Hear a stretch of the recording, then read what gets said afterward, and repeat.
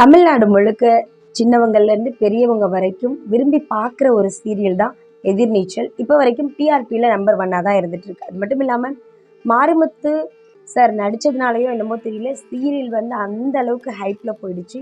அவரோட கேரக்டர் நெகட்டிவாகவே இருந்தாலும் அவர் ஒரு நடிப்பின் நாயகன், நடிப்பு அசுரன் அப்படிலாம் அவரை கொண்டாடவும் ஆரம்பித்தாங்க. அது கூடவே சேர்த்து அவரோட இறப்புக்கு பிறகு சீரியல் மேலே நிறைய ஸ்ட்ரெஸ் போடப்பட்டதுன்னு தான் சொல்லணும்.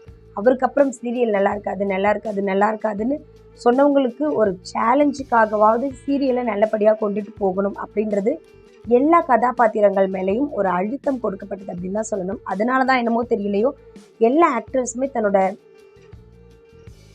ஸ்க்ரீன் பிளேவை வந்து ரொம்ப பெஸ்ட்டாக கொடுக்கணும்னு வெறித்தனமாக நடிச்சிட்டு இருந்தாங்க. எல்லா ஆக்டர்ஸ்க்குமே நிறைய பிஸி ஷெட்யூல் இருக்கும். இந்த மாதிரி டைமில் கண்டினியூஸாக ஒர்க் பண்ணிகிட்டே இருக்கும்போது ஏதாவது ஒரு சின்ன கேப் தேவைப்படும் இல்லையா? அந்த மாதிரி ஒரு சின்ன கேப் தேவைப்படும் பொழுது நம்ம மனசை ரிலாக்ஸ் பண்ணிக்கிறதுக்காக நமக்கு தெரிஞ்ச ஏதோ ஒரு விஷயத்தை நம்ம தொடர்ந்து பண்ணுவோம். அந்த மாதிரி தான் கனிகா என்ன பண்ணியிருக்காங்கன்னா, இன்ஸ்டாகிராமில் தன்னோட டான்ஸ் வீடியோ, ட்ரெண்டிங் வீடியோவுக்கு ரீல்ஸ் பண்ணுறது, இந்த மாதிரியான வீடியோஸ் எல்லாமே வந்து போஸ்ட் பண்ண ஆரம்பிச்சிருக்காங்க. அவங்க வந்து ரொம்ப பிஸியான ஒரு ஆக்ட்ரஸ் அப்படின்னு தான் சொல்லணும். தமிழ், தெலுங்கு, கன்னடம், மலையாளம் இப்படி நிறைய இண்டஸ்ட்ரியில் வந்து முக்கியமான கதாபாத்திரங்கள் நடிச்சிட்ருக்காங்க. ஸோ அப்படி இருக்கும்போது தமிழில் வந்து ஈஸ்வரி கேரக்டர் ரொம்ப சூப்பராக போயிட்டுருக்கு. இதுக்கு முன்னாடி ஈஸ்வரி கேரக்டர் எப்படி போயிட்டு இருந்ததுன்னா, ஈஸ்வரி கேரக்டர் சீரியலில் இருக்கிறது வேஸ்ட்டு, பேசவே மாட்டேங்கிறாங்க, பேச வேண்டிய இடத்துல பேச மாட்டேங்கிறாங்க, இப்படி பல்வேறு விதமான நெகட்டிவ் கிரிட்டிசிசம் வந்து ஈஸ்வரி கேரக்டர் மேலே வைக்கப்பட்டது. ஆனால் கொஞ்ச நாளைக்கு அப்புறம் ஈஸ்வரி கேரக்டருக்கு ஒரு சூப்பரான கதைக்களத்தோடு கொண்டுட்டு போயிட்டுருக்காங்க. ஸோ எல்லோரும் ஒர்க் பண்ணிக்கிட்டே இருப்போம், ஏதாவது ஒரு ஃப்ரீ டைமில் ஏதாவது பண்ணலான்னு ஒரு டான்ஸ் வீடியோ போஸ்ட் பண்ணியிருக்காங்க.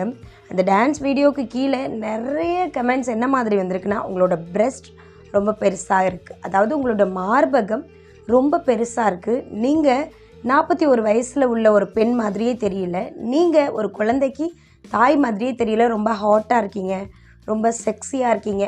இந்த மாதிரியான கமெண்ட்ஸ் வந்து தொடர்ந்து அவங்களோட வீடியோஸ்க்கு அடியில் வந்துக்கிட்டே இருந்திருக்கு. அவங்களும் சரி ஓகே, நம்மளோட வேலைகளுக்கு நடுவில் இதுக்கு ரிப்ளை பண்ணுறதா, அப்புறம் இந்த மாதிரியான கேள்விகளுக்கெல்லாம் பதில் சொல்கிறதா, இது வந்து எல்லா ஹீரோயின்ஸ்க்கு நடக்கிற ஒரு சாதாரணமான விஷயம் தானே அப்படின்னு சொல்லிட்டு அவங்க பல்வேறு விதமான நேரங்களில் கடந்து போயிருந்தாலும் ஒரு கட்டத்துக்கு மேலே பொறுக்க முடியாமல் அதுக்கு ரிப்ளை பண்ணுற விதமாக ஒரு வீடியோ ஒன்று ரிலீஸ் பண்ணியிருந்தாங்க. அந்த வீடியோவில் அவங்க என்ன சொல்லியிருந்தாங்கன்னா, எல்லாரும் என்னோடய மார்பகம் பெருசாக இருக்குதுன்னு சொல்லியிருந்தீங்க, என்னோடய ஹார்மோன் சேஞ்சஸால் அது அப்படி இருக்குது, அதுக்கு நான் என்ன பண்ண முடியும்?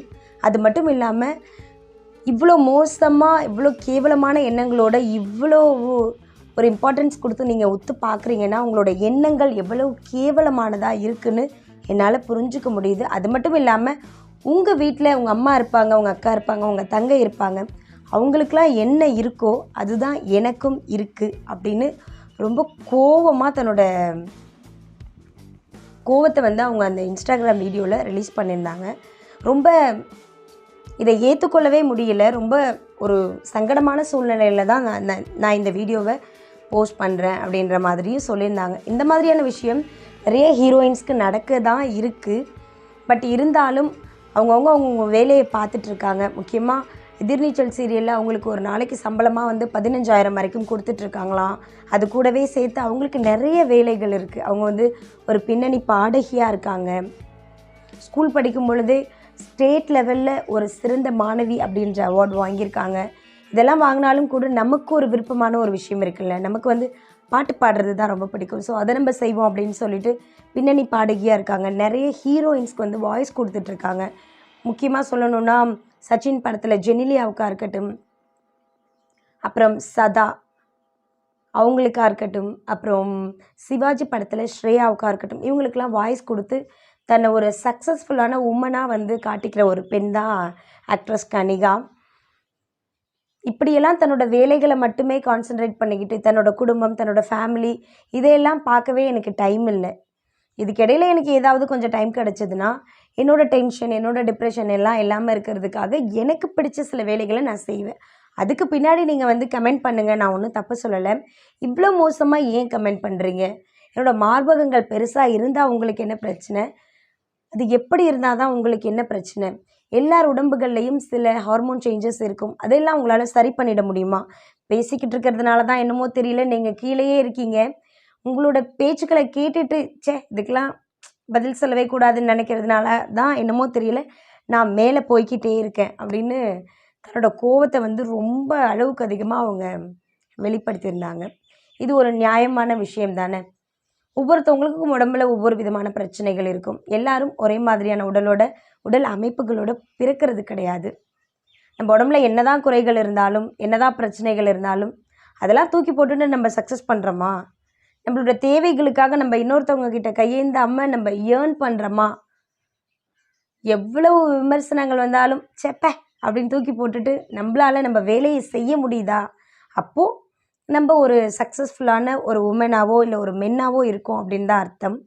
ஸோ இந்த மாதிரி நம்மளை தேடி வர பல்வேறு விதமான பிரச்சனைகள் கமெண்ட்ஸ்களுக்கெலாம் வந்து ஆக்ட்ரஸ் கனிகா மாதிரி கண்டும் காணாமலும் இருந்திருக்கலாம்.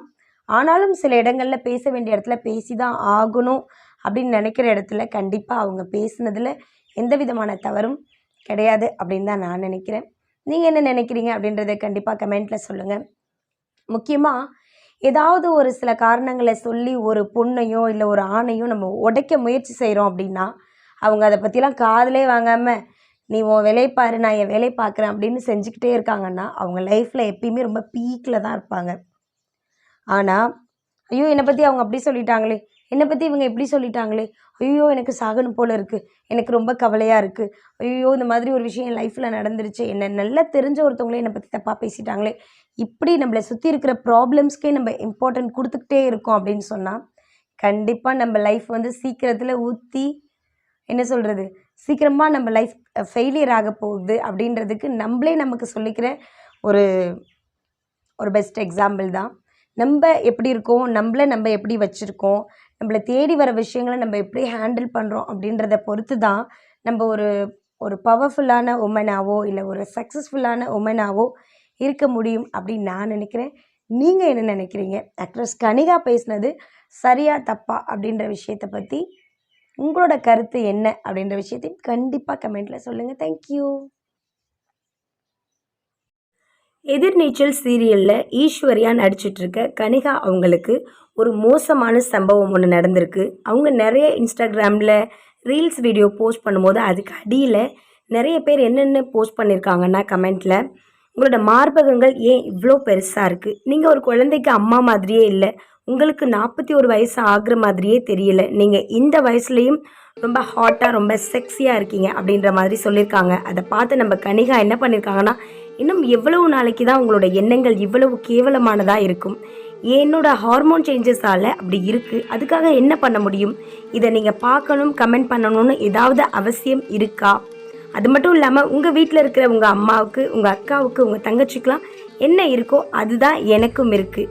உங்களோட எண்ணங்கள் எவ்வளவு கேவலமானதாக இருந்தால் நீங்கள் இவ்வளோ ஒரு வக்ர புத்தியோடு இருப்பீங்க அப்படின்னு